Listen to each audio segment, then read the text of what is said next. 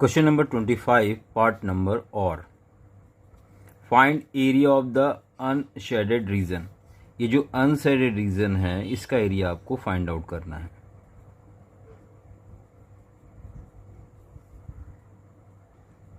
बच्चों यहाँ पर ध्यान दें,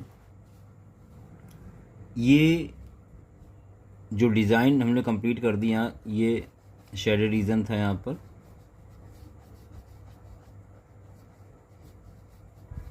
और इसको हमने ज्वाइन करा दिया, एक स्ट्रेट लाइन ड्रॉ कर दी यहाँ से, और ये डिज़ाइन बनी हुई थी इस तरह से, जहाँ पर हमने इन पार्ट्स को मिला दिया, ज्वाइन करा दिया,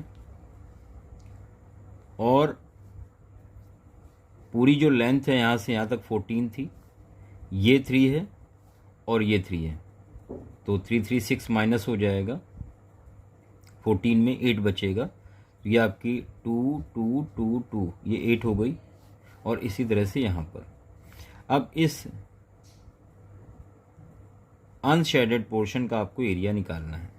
तो यहाँ पर हम लोग देख पा रहे हैं, एक तो स्क्वायर है और 4 सेमी सर्कल हैं।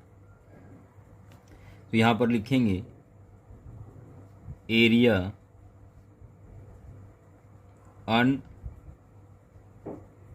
Unshielded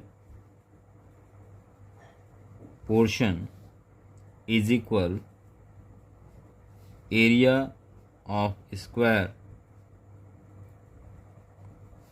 plus 4 into area of circle। तो ये a स्क्वायर हो जाएगा प्लस 4 इंटू एरिया, और किसका, सेमी सर्कल का आधा है, 4 सेमी सर्कल का एरिया होता पाई आर स्क्वायर अपॉन 2। यहाँ पर स्क्वायर की जो साइड है ये 4 हो जाएगी, तो यहाँ लिखेंगे 4 इंटू 4 प्लस 4 इंटू पाई की वैल्यू 22/7, और 2 पहले से एक नीचे है, और रेडियस 2 हो जाएगी सर्कल की। इसको सॉल्व कर लेते हैं यहाँ पर।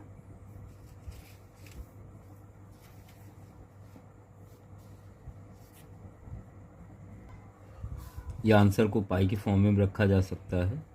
4 4 जा 16 प्लस 2 2 कैंसिल हो गया, 4 2 जा 8 और पाई वैसे ही लिख दिया।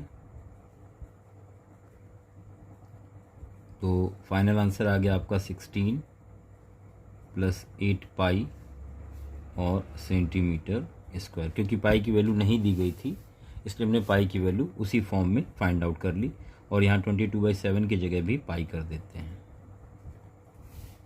ये आपको क्लियर हो गया होगा, ये पाई है, 22/7 नहीं लिख रहे हैं क्योंकि पाई की वैल्यू नहीं दी गई तो हमने पाई ही रखा हुआ है। बच्चों ये क्लियर हो गया होगा 25 का और वाला पार्ट, और इसी के साथ बढ़ते हैं 26 की तरफ। 26 में कह रहा है, यहाँ से 3 मार्क्स के क्वेश्चन स्टार्ट हो गए हैं। National art convention got registrations from students from all parts of the country, of which 60 are interested in music, 84 interested in dance, and 108 students are interested in handicraft. For optimum cultural exchange, organizer wish to keep them in minimum number of groups. Group बनाने हैं such that each group consists of students interested in the same art form and number of students in each group in same. Find the number of students in each group. Find the number of groups in each art form. How many rooms are required if each group will be allotted a room.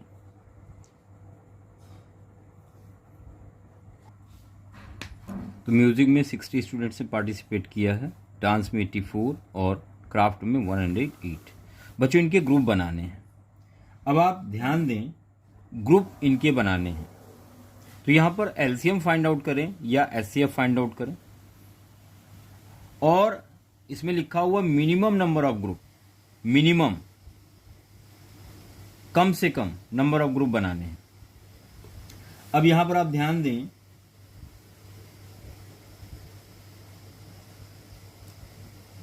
आपको उस group में students कितने होने चाहिए ये find out करना है, मतलब ग्रुप बनाने हैं।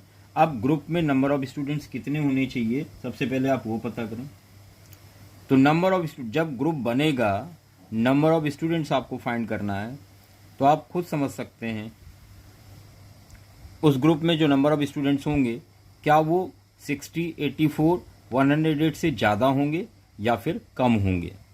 तो जाहिर सी बात है कि ग्रुप बनेंगे छोटे छोटे, तो उनमें नंबर ऑफ स्टूडेंट्स इन नंबरों से क्या होंगे, कम होंगे। यानी यहाँ पे आपको एचसीएफ फाइंड आउट करना है। तो एचसीएफ फाइंड आउट करते हैं। 60, जिसको आप लिख सकते हैं 2,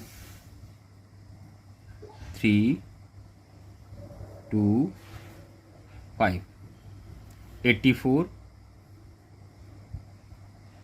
2, 2,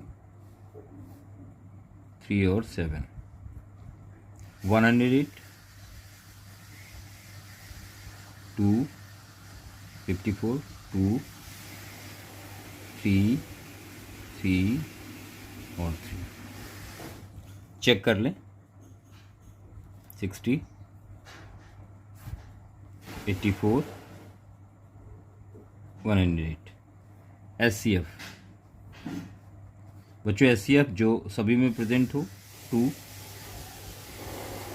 और 3 और 2, ये आ गया 12। तो आंसर आ गया number of students in each group is equal 12। बच्चों यहाँ पे आपने पता कर लिया, जो ग्रुप बनेंगे उनमें हर ग्रुप में 12 बच्चे होंगे। अब आपको ग्रुप बनाने हैं, तो नंबर ऑफ ग्रुप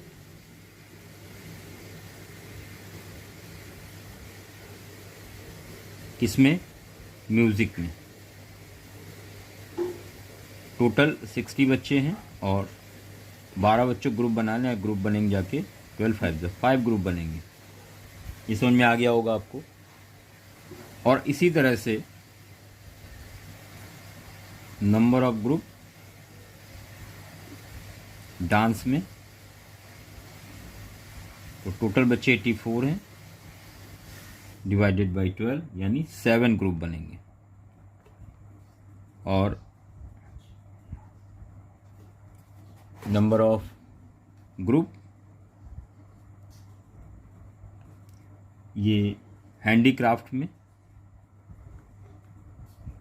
बच्चों टोटल स्टूडेंट 108 हैं, डिवाइडेड बाई 12, तो 9 ग्रुप बनेंगे।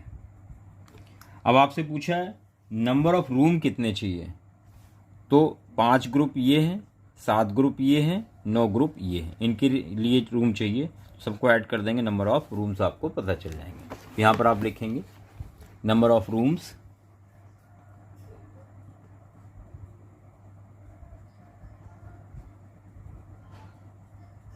रिक्वायर्ड 579, 21। ये आंसर हो गया। If alpha beta are zeros of the quadratic polynomial 5x square plus 5x plus 1, find the value of alpha square plus beta square alpha minus 1 plus beta minus 1 power. चलिए start करते हैं question number 27 जो 3 mark का है। बच्चों 5x square 5x plus 1 ये quadratic polynomial है और we know that alpha plus beta sum of root is equal minus B upon A, is equal minus B मतलब कॉफिशिएंट ऑफ एक्स, एक्स के साथ जो होता है वो बी होता है, इसलिए 5 हो जाएगा। बच्चों question number 27 5x square plus 5x plus 1 और यहाँ फाइंड आउट करना है आपको alpha square plus beta square की वैल्यू और अल्फा की पावर -1 प्लस बीटा की पावर -1। यहाँ alpha plus beta is equal -b/a होता है सम ऑफ रूट b जो x के साथ हो यानी 5 और a यानी एक्स स्क्वायर के साथ यानी 5, तो -1 मिल जाएगा अल्फा प्लस बीटा। बच्चों alpha into beta product of root होता है c/a, c कांस्टेंट टर्म जो कि 1 है, a एक्स स्क्वायर का कोफिशिएंट जो कि 5 है।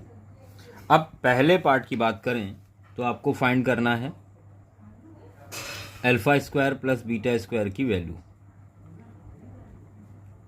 बच्चों ध्यान दें, आपको alpha square beta square find out करना है, तो यहाँ पर हम क्या करेंगे, अल्फा स्क्वायर बीटा स्क्वायर अपने आप से हमने 2 अल्फा बीटा ऐड किया और उतना ही सब्ट्रैक्ट किया। ऐसा क्यों किया, क्योंकि अल्फा प्लस बीटा का होल स्क्वायर बन गया यहाँ तक और -2 अल्फा बीटा बचा।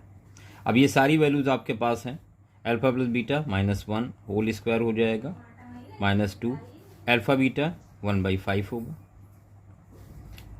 यहाँ -1 का स्क्वायर 1 -2/5। यहाँ पर आप एलसीएम ले लेंगे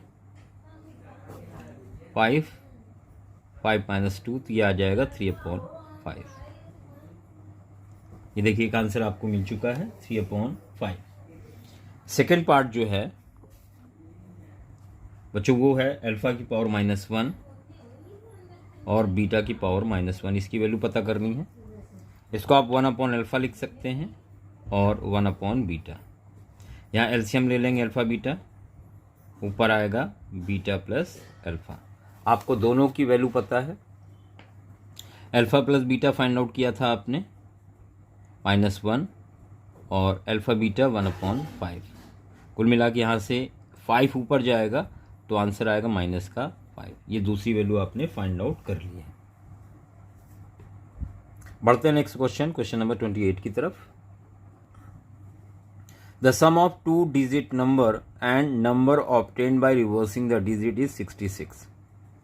if digits of number differ by 2, दोनों में 2 का डिफरेंस है, फाइंड द नंबर फाइंड करना है और ऐसे कितने नंबर पॉसिबल हैं आपको ये भी बताना है। तो लेट कर लेते हैं, let unit digit B y and 10th place digit B x। बच्चों नंबर क्या हो जाएगा, नंबर हो जाएगा 10x प्लस वाई। ठीक है भाई, 1s प्लेस तो y लिखा प्लस 10s प्लेस तो 10 इंटू जो डिजिट है 10x प्लस वाई, नंबर आपने सपोज कर लिया। अब क्वेश्चन में कहा क्या गया है, अकॉर्डिंग टू क्वेश्चन आपसे कह रहा है सम ऑफ 2 डिजिट नंबर यानी 10x plus Y plus number obtained by reversing the digit, digit को रिवर्स कर दिया, ये हो जाएगा 10y प्लस x। इनका जो सम है वो 66 है। ब्रैकेट ओपन कर लेंगे यहाँ पर, तो आप देखेंगे 10x plus Y plus 10y plus x is equal 66, या फिर 11x plus 11y is equal 66। 11 common ले लिया, x plus Y is equal 66, 11 6 जा, तो x प्लस वाई यहाँ से मिल जाएगा आपको 6, इक्वेशन नंबर 1।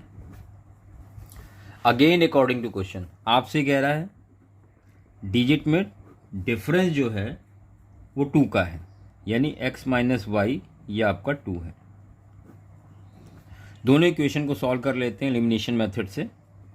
तो इक्वेशन 1 में हमने ऐड किया इक्वेशन 2 को। बच्चों ध्यान दें, वाई वाई कैंसिल हो जाएगा, 2x बचेगा इज इक्वल 6 to 8 हो जाएगा। बच्चों यहाँ से आपको x मिल जाएगा 4, 8 को 2 से डिवाइड कर दिया, x की वैल्यू 1 में रख दें from equation 1, x plus Y is equal 6। तो बच्चों यहाँ से आपको y मिल जाएगा 2। तो नंबर क्या हो जाएगा, therefore number is equal 10x plus Y, 10x plus Y, ये आ गया 42, ये आंसर आ गया 42। तो पॉसिबल आंसर क्या हो जाएंगे, 42 या 24, दोनों पॉसिबल हैं, दोनों का डिफरेंस 2 है। तो आप 42 लिखेंगे और साथ में 24, यानी 2 नंबर पॉसिबल हैं। तो ये क्वेश्चन आपको क्लियर हो गया होगा और इसी के साथ हम लोग 28 के और वाले पार्ट की तरफ बढ़ते हैं। 28 का और वाला part, 2/√x plus 3/√y is equal to 4/√x minus 9/√y is equal -1, X और y 0 से ग्रेटर है। तो यहाँ पे सॉल्व करना है, यानी आपको x और y की वैल्यू फाइंड करनी है। बच्चों ध्यान दें, ये इक्वेशन आपको दी गई हैं। यहाँ पर एलिमिनेशन मेथड का यूज करते हैं। इक्वेशन 1 को हमने मल्टीप्लाई कराया 3 से और इक्वेशन 2 में ऐड कर दिया। ये देखिए 3 से मल्टीप्लाई करेंगे तो यहाँ 3 3 ज़ा 9/√y हो जाएगा और यहाँ पे भी 9/√y है, कैंसिल हो जाएगा। 3 से मल्टीप्लाई किया, 3 2 ज़ा 6/√x, 3 3 ज़ा 9/√y इज इक्वल 3 2 ज़ा 6 होगा। और इक्वेशन 2 नीचे लिख दें इसके, 4/√x minus 9/√y is equal -1, ये कैंसिल हो गया। 6 और 4 10/√x इज इक्वल 6 - 1 यानी 5 आएगा।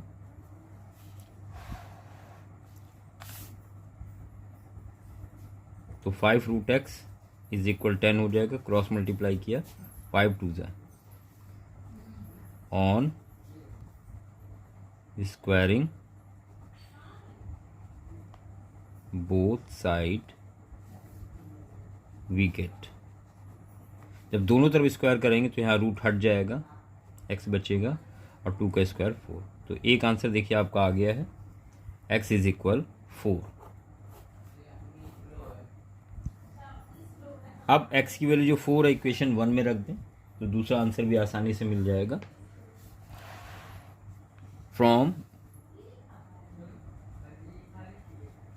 Equation 1 2/√x plus 3/√y is equal 2। यहाँ पर आएगा 2/2 यानी 1, 3/√y इज इक्वल 2। ये देखिए 2 1 जा 2 हो जाएगा, 1 उधर माइनस हो जाएगा तो 3/√y बचेगा 1।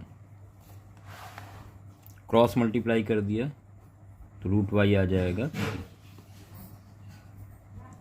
On squaring both side we get, दोनों तरफ स्क्वायर करेंगे तो यहाँ पर आपको मिलेगा y इज इक्वल 3 3 ज़ा 9। देखिए एक आंसर आपको 9 मिल गया है और दूसरा आंसर x। बच्चों क्लियर हो गया होगा। तो आप सब इन वीडियोस को बहुत ध्यान से देखें, साथ में प्रैक्टिस ज़रूर करें ताकि सारी चीज़ें अच्छे से आपको क्लियर हों। धन्यवाद।